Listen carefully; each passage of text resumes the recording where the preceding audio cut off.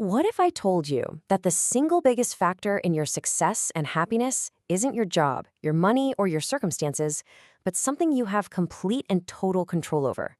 Well, today we're diving into the art and science of positive thinking. And trust me, this is a skill that can absolutely change your world from the inside out. Have you ever wondered about that? You see two people in the exact same tough situation, and one is hopeful while the other is crushed. Why? Well, it turns out it has very little to do with luck. It all boils down to the stories we tell ourselves. It's all about the power of our thoughts. All right, so what are we even talking about here? What is positive thinking? Let's be clear, it is not about pretending problems don't exist or just slapping a smile on everything. Think of yourself as the captain of a ship. You know for a fact that storms are going to come. Positive thinking is that unshakable belief that no matter how big the storm is, you've got the skills to navigate right through it. It's about feeling capable, not just blindly hopeful. Okay, so where do we even begin with this? First things first, the most fundamental rule of all is that you have to master your inner world. Why? Because absolutely everything you experience on the outside, every success, every failure, every feeling, it all starts as a tiny little thought on the inside. I want you to picture your mind like a garden. Seriously, whatever you plant in that garden is what's going to grow. If you're constantly planting seeds of fear, of doubt, of I can't do this, you're going to harvest a life that feels hopeless and weak. But if you consciously choose to plant seeds of hope and belief and self-trust, you're going to grow a garden of strength and calm and control. And guess what? You're the gardener. The choice is always yours. So how do you plant these seeds? Well, it happens with every single word of your inner dialogue. You know that voice in your head that's always chatting away? That voice is either your harshest critic or your number one coach. Just think about it for a second. You would never look your best friend in the eye and say, "You're a failure, you're not good enough." So why on earth would you let yourself get away with saying that to you? Now, I know this might sound a little bit like a motivational slogan you'd see on a poster, but stick with me here, because it's a fundamental truth. Your thoughts aren't just random, fleeting things. They are the actual blueprints you use to build your life. What you think, you become. What you believe, you create. It's that direct. So, understanding all this is a great first step. But just knowing it isn't enough, right? We have to turn this belief into action. So now, let's dive into the concrete, daily habits that actually make this stuff stick. One of the simplest yet most powerful habits is gratitude.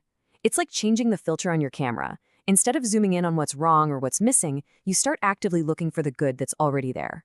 And the key is to make it a real practice. First, you notice the good things, even tiny stuff, like the sun on your face. Second, you stop and really appreciate it. And third, you actually let yourself feel thankful. It's a game changer. Next up is visualization. And no, this is not just daydreaming. This is a full-on mental rehearsal for success. Think about an Olympic athlete. They've run that race or performed that routine in their mind 1,000 times before they even step out there.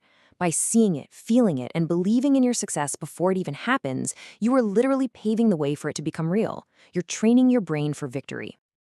And finally, let's talk about mindfulness. You know, so much of our anxiety comes from living somewhere else. We're either replaying old regrets from the past or pre-worrying about a future that hasn't happened yet. Mindfulness is like an anchor that pulls you back to the only moment that's actually real, right now.